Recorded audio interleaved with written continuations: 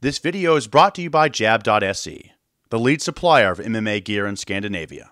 BetSafe.com, Europe's only online betting site for MMA. Sisu mouthguard. Stronger, thinner. This is the game changer.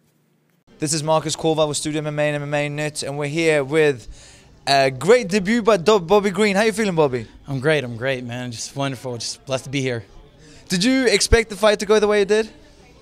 I never have predictions or thoughts on the way a fight is going to go. I just let God let it go whatever way it goes, and I'm in for the run. You know, all I can do is do the best I can at that position or time, you know.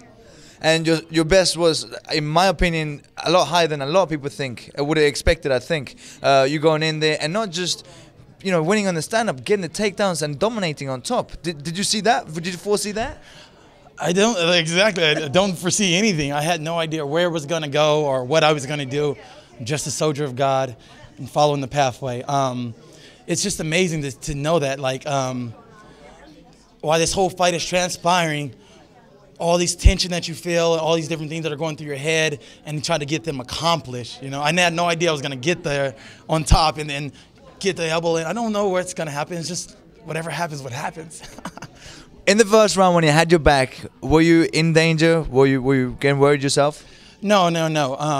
I kept shrugging the chokes off. I was really trying to get him to blow his arms out, get him to try to muscle, and next round I was just gonna like try to kick in the full gear, and hopefully he would have blown too much energy to keep up with me, you know, and it worked out perfectly. It worked out perfectly. Did you have the UFC jitters that people talk about going in there? Because you looked a lot more confident in the second and third.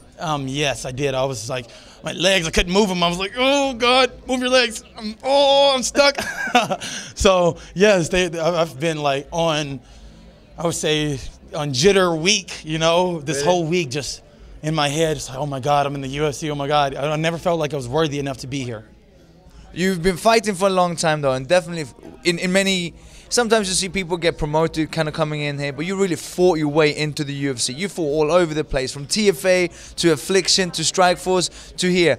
Did you feel that you've been ready for a long time, or was this a good timing for you? I think it's great timing. God picked this time. I can't say that there was any better time. You know, I've wanted to be here sooner, but maybe I wasn't ready back then. I think God was perfect planned me. You know, He's just right now I'm in the right position at the right type of thinking. It was perfect. You know, I couldn't ask for a better timing.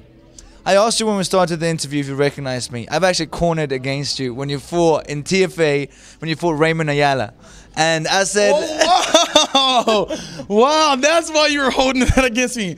How is Raymond? Raymond's a good guy, you know? I actually texted him yesterday. When you stepped on the scales, I said, guess who's stepping on the scales right now? Bobby Green. And he goes, man, he deserves it. Raymond has a lot of respect for you. Raymond's a great guy as well. Good guy, yeah. And you guys had a good scrap. And you tapped out, at the time, a high-level purple belt under Rickson Gracie. We didn't see that coming either. I was nervous fighting him. That he's at the time he's a purple belt when I fought him? No, it might have been a brown belt. A brown belt when I fought him, okay. These guys, like, I feel like I'm never worthy enough. I'm just some, like, little guy from the streets who grew up without a dime, you know? I don't feel like I'm ever worthy enough. And I get a purple black belt to fight. I'm like, oh, gosh. Right now I'm a blue belt, you know? Like, right now, when I fought Raymond, I was a white belt, you know? And you choked him out. I didn't know jiu-jitsu. I don't know, you've been watching some tapes or something because you choked him out. Well, I'm just blessed to be here, man. God's blessed me with these talents, and I'm really going to try to use them. One thing that Raymond said actually is that if Bob is there, that, you know, that's where I want to go as well. And I think you're showing a lot of people, especially, you know, you're being from California as well, showing a lot of kids that there is a way for them to get to where they want. If you had a chance to speak to the people that want to be where Bobby Green is today, what would you tell them? I'd tell them, listen real good right here. I was just like you. I was sitting down with nothing to get in my life going. And I was watching these fights, and I was like, man, I would like to be like one of those guys. But it really has to start in here.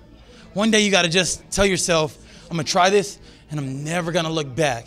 I'm never going to go back to being a normal someone. I'm not going to go back to living a normal life. I'm going to try this, and I'm going to put my whole heart into it and all the way and go. Never look back, and you will be here. I promise you that.